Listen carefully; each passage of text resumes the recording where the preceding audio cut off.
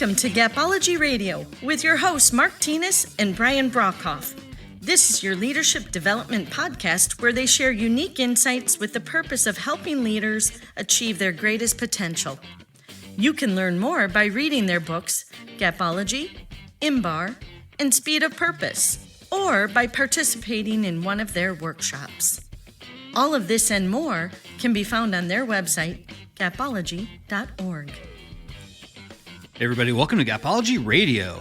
First off, I'd like to thank everyone for all the nice comments about last week's show with our special guest, Kim Rooney. It was a little different episode that we recorded live right here in my home office studio, which was super refreshing, actually. Normally, we use Zoom to capture all the audio as Mark lives in California, Judy's in Minnesota, Sarah's in Florida, and I'm right here in Kansas City. And Zoom's made all this so much easier, and I think the quality is actually improved as well. So if you haven't had a chance to listen to that episode, go back and check it out. Also, as a reminder, Judy and Sarah are available now to conduct live, in-person, or virtual workshops on Gapology for your teams. These can be 2 to 4 hour workshops, or they can be broken down sequentially and provided virtually over Zoom. So just let us know your needs, and we can come up with a great solution that'll work for your organization. All right, so let's go ahead and get tonight's show rolling with Mark and Sarah. Hey, Sarah. Hey, Mark. How are you guys doing? Hey, guys. Hey, Brian. Nice to be here. Hey, nice to have you, Sarah. It's been a little bit. How have you been? Oh, just trying to keep fresh on Gapology and listening in and, loving every update you guys put out here on Gapology Radio. Awesome. Very cool. Well, we've got a great topic tonight, actually, to talk about. And I know Mark has it all laid out. So, Mark, do you want to just go ahead and jump right in and kick things off? Yeah, thanks, Brian. Yeah, so the topic tonight is when more is less. When more is less. Now, if you flip that around, that might imply that less is often more. And I think I would buy into that. As leaders, sometimes we pile on too much and we think that more is more and more may actually be less. And we're going to give you some examples tonight and pitfalls to avoid so that you don't fall into the trap of more being less. So an example would be meetings. Meetings without a clear objective, meetings without a specific agenda and a set of actions that come out of it, and potentially some great random recaps during the meeting to ensure that the team is on track with, the objectives. More meetings can just be less productivity, less achievement, less achieving the objectives, less time in the day. So as leaders, we need to be very careful not to add meetings because we may actually be achieving less through that. So what do you think about that, Sarah? Well, Mark, I think you hit the nail on the head with more sometimes being less. And, there's that phrase that you've heard, the KISS method, keep it simple, stupid, right?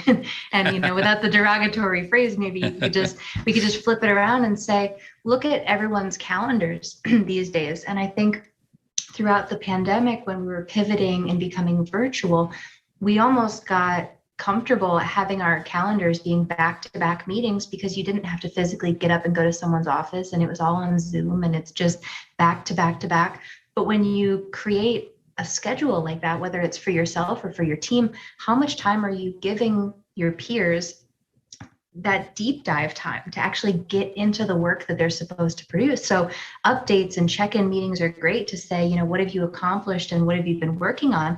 But if you never give them the time to actually work on it, Judy and I, with Relatively Speaking and the other work we do, we coach a lot of leaders. And a lot of times the feedback we get is that they're pulled into so many meetings that they feel like they can't say no to and they can't turn down. So then they go to these meetings and have no time, which then sinks into their personal time and after hours because they feel to get the results that they're now told to get, which we'll probably get into, are sometimes competing goals and too many goals, that they need to get all these different things, that they feel like they need to burn the midnight oil to produce that. So I think that, really being intentional about the meetings that we're having and making sure that they produce a valuable outcome is really essential. Yeah, I would agree, Sarah. I think everything you said is exactly right. Meetings are important. We need to have meetings, absolutely, but let's make them effective. In Gapology, we write in there about simplicity.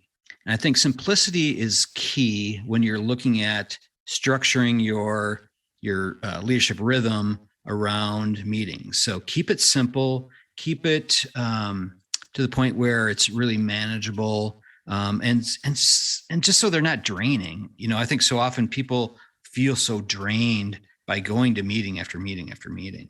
Yeah, that's part of more being less right there. That's a big chunk of it. The other thing that happens is leaders kid themselves about what's retained because we had more meetings, therefore we gained more knowledge, right? Well, maybe not. Mm-hmm. Maybe we actually gained less and we trampled upon ourselves. So we have to be very careful that meetings are effective. One of the most effective things that we have seen in organizations is a rhythm where meetings occur on a rhythmic basis. Everyone knows what the meeting's about, what to prepare. There is a specific outcome and objective laid out, and it's predictable, known going in, a set of actions coming out of the meeting that the team follows up on, and that creates, the more accomplished, better results. So, and to Sarah's point, in the Zoom world, because meetings are, a touch of a button, you don't have to get in the car. It's tempting to add more meetings. And that may not be the solution to what we're trying to achieve at all. Great meetings may be the solution. More meetings may very well not be. And if you're finding yourself having to have more meetings, ask yourself why. Why? Why more meetings? What are we missing here? The meetings obviously are not as effective as they need to be. So be careful. Right. Any other thoughts on that one before I go forward? Yeah, Mark, I think it's funny you mentioned something really quickly, talking about that, assuming that because it was communicated that it was retained. And just because you had a meeting about something, I'm pretty sure that everybody who's married can probably relate to the fact that just because something was said doesn't necessarily mean that it was retained. And I was a college professor, and that same type of standard holds true, that I could say, well, we had a class about this. I had a whole lecture about this. What do you mean you didn't understand it? And if I rested on my laurels and said, well, I know that I told you, or I know that it's in the syllabus, then it's kind of making that assumption. But using the tools that are laid out in Gapology, especially my favorite, which I hope we get to, which is the habit ladder, but using these tools to gauge that retention, that's true retention, it really helps you connect to your team. And then, like you said, Mark, then you're saying, if you feel the need to have more meetings, you're actually probably going to be pleasantly surprised that if you make sure that the retention is actually there, that the knowledge and the skills are actually being built into habits, you might surprise yourself with how many less meetings you need to achieve more with that team. Well said, well said. I'm glad you mentioned the habit ladder, because as a leader, you can literally take the habit ladder, which is in Gapology, and you can use it as your meeting agenda. So think about this. Here are the steps on the habit ladder. The first thing you do is you communicate the content. Maybe it's a policy change, maybe it's a new procedure, whatever, you lay that out there. The second step, likely one of the most important and often missed, is you verify the understanding of the group. Did they understand it? You could have a test. You could go around the room and have them explain it to you. There's many ways to verify understanding, but until you verify understanding, your communication was worthless. The third step, again, rarely used, is to ask for agreement, ask for commitment. Are we all in on this? Are we going to do it? And that makes all the difference in the world. Then if you have time, or you could schedule it separately, practice and feedback on whatever this new process, procedure, whatever the content of the meeting is key. Practice and feedback, and that creates habit. And the habit ladder is incredibly effective. It's underutilized, and it changes everything. And it makes less is more. you can have less meetings and be more impactful and create great results. So what do you think about that, Sarah? It's your favorite tool. It is. And it's probably because of my teaching experience that you really have to be intentional about each one of those steps. And especially ones like agreement, like you mentioned, that people barely get to that one, but then even more so the one beyond it, which is practice, and saying, no matter what your skills are or what you're trying to teach them, how would it feel for them to be able to practice it? And just to give you some context, I taught public speaking, which is not something that students really want to be learning or feel comfortable learning. So giving them the ability to practice or work out some of those nerves, it helps so much when you get to the final result. And that's really obvious in something like public speaking or a sport, but we take for granted how much we think that people just hearing instructions will be able to follow those instructions. So I think that practice is one of the most underutilized, which, agreement probably helps in that intrinsic level to get them to close importance gaps along the way, but really making sure that practice is worked through. It's almost the biggest obligation as a leader of the team to make sure that you're setting your team up for success, to make sure that they actually make it to the habit step. Yeah, I would. Yeah. Wow. What do you think, Brian? Yeah, no, I love that. Absolutely. Habit ladder is key. It can be applied in a lot of different ways. And when looking at a meeting, trying to figure out, okay, so what is the most important thing? What are the behaviors that matter? What is the action? What is that really matters here? And then building your agenda around the habit ladder with that as your objective. I think that's really critical. Yeah, the habit ladder really embodies gapology. It closes the knowledge gap, it closes the importance gap, and it closes the action gap. So leaders that learn to leverage the habit ladder truly can be much more effective. Can I go on to one other one on this? Sure. So Brian and I worked with an organization that had dozens, I'm not joking, dozens of KPIs. KPIs would be performance goals, key performance indicators, objectives. They had dozens of them. So in this case, more became less. There was less focus on the actual key performance indicators, the ones that really mattered, much less focus. And because there were so many, it became confusing and it was difficult to prioritize. So more became less. So the simple solution that Brian and I went through is we prioritized in rank order the KPIs and determined that 3 of the dozens, just 3 of them really were impactful and impacted the bottom line the most. So we narrowed the focus of the organization to 3 KPIs versus dozens, and less became much more. Success just exploded. Everything changed. So more was less because leaders thought more KPIs would mean more performance. Not the case. Less. Yeah, I think that sometimes people get overwhelmed by the amount of stuff that needs to get done, right? I mean, that's common no matter what industry, no matter what level of managerial or leadership people are in. There's just, quote unquote, so much that needs to be done.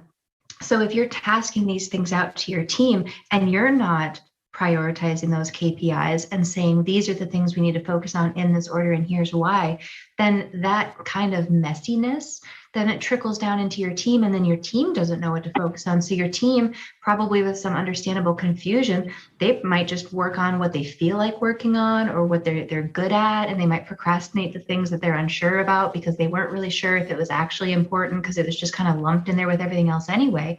So again, as we're talking about, a lot of this stuff starts with you as the leader. The clearer you are, and the more you say, these are our goals, and here's why, and this is the order, it's remarkable. And I've seen this happen in my organization, which I often bring up because it's a nonprofit, so it's its own monster.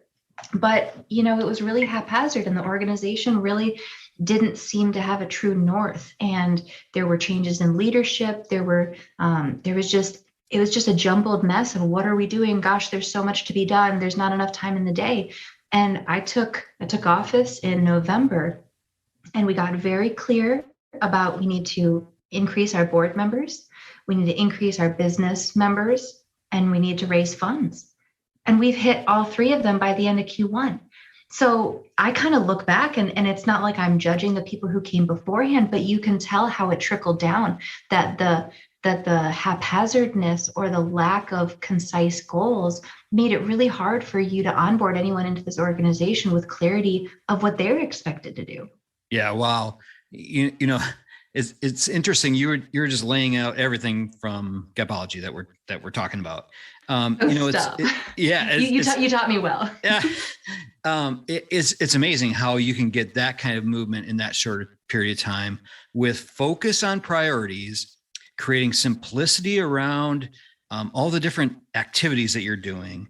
That's really key. You know, anybody can look at Gapology, and if you look at just the model itself, there's so much simplicity in the model. And then, you know, when you look at the solutions individually and apply those with simplicity in mind, I think you can absolutely go after any of those priorities, clear that water, and, you know, achieve your goals. Yeah, absolutely, Brian. Sarah made an interesting point that I want to highlight. When you have too many KPIs, too many objectives, the team can hide behind the ones that they're good at. When you narrow it down to the ones that matter most and everyone has to achieve those, it makes things much simpler and much more productive.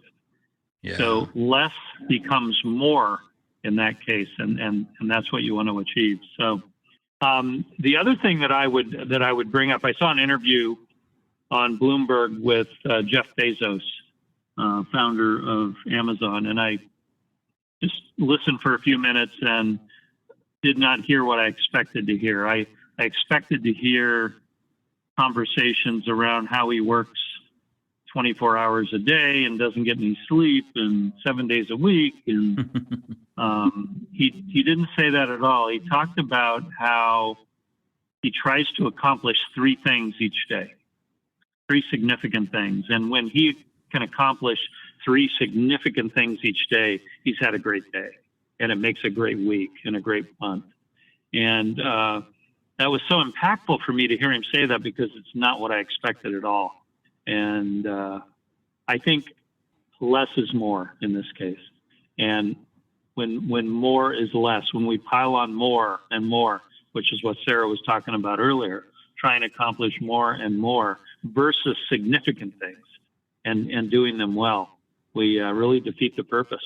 Well, and I think it touches on another important piece of Gapology that we haven't really talked about when you're talking about closing that knowledge gap, which is talent, and making sure that the right people are doing the roles. Because I know that there are certain things that I can spend all day on, and it would take me all day, and it wouldn't necessarily move the needle. So was I the right person to have done that task? Or would it have been more beneficial to look at my team and go, oh, you know, who's really going to knock this out of the park is this person, and let's give it to them, and they're going to shine because they can't do all these other things that I'm the only person who can do. So if I give it to them and it frees me up to do things that make me really effective, it's also being pretty strategic about who's doing what, and not just what you're doing, who's doing it, and how does that help alleviate some of the meetings, because then it's a different level of organization and trust in that delegation. Yeah, I love that. Putting the right person in the right role. That's so critical. And, you know, it's critical when you look at skills versus output, right?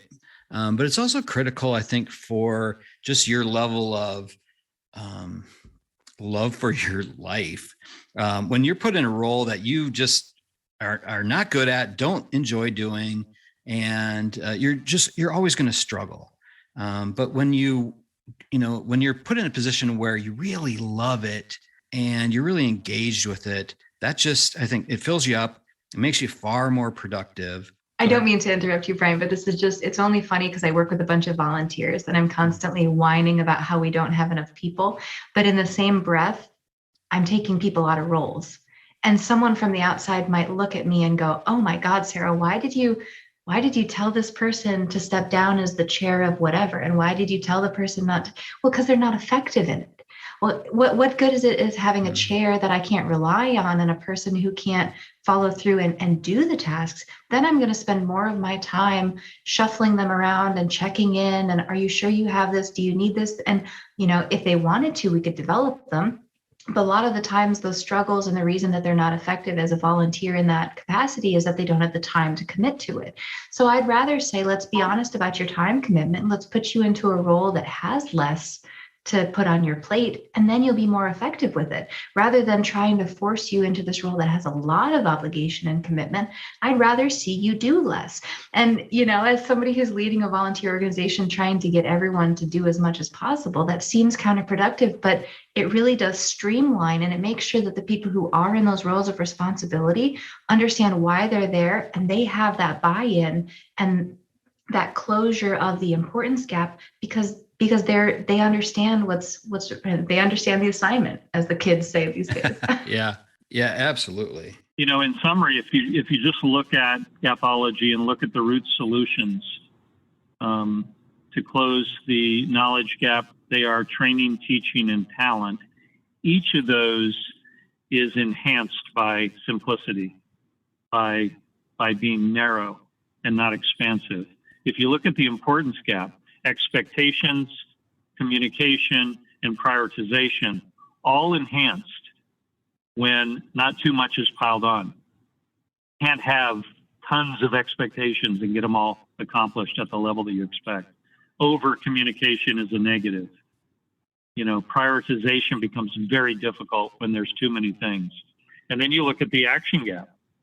Accountability, commitment, and culture, all enhanced by a very narrow set of objectives, a very clear purpose, and the simplicity of that.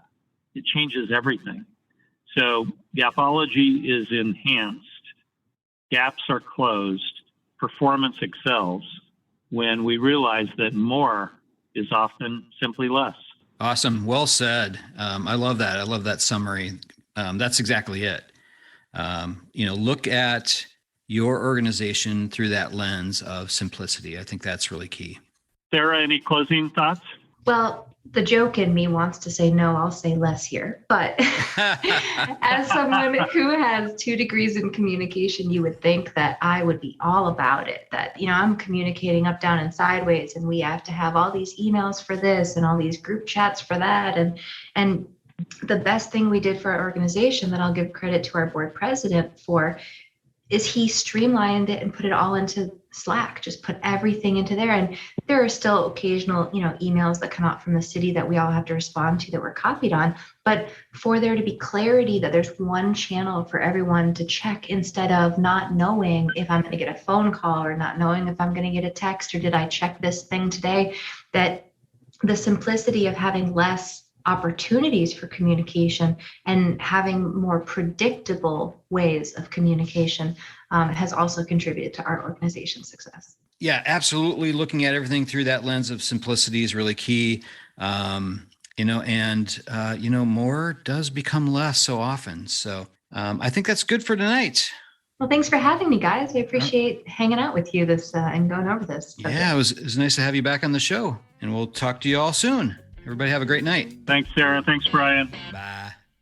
All right, that'll do from here. For more information on our books, our workshops, our online training course, all that stuff, head on over to our website, gapology.org. Everyone have a fantastic week. Talk to you soon. This has been a Gapology Institute production. Visit us at gapology.org.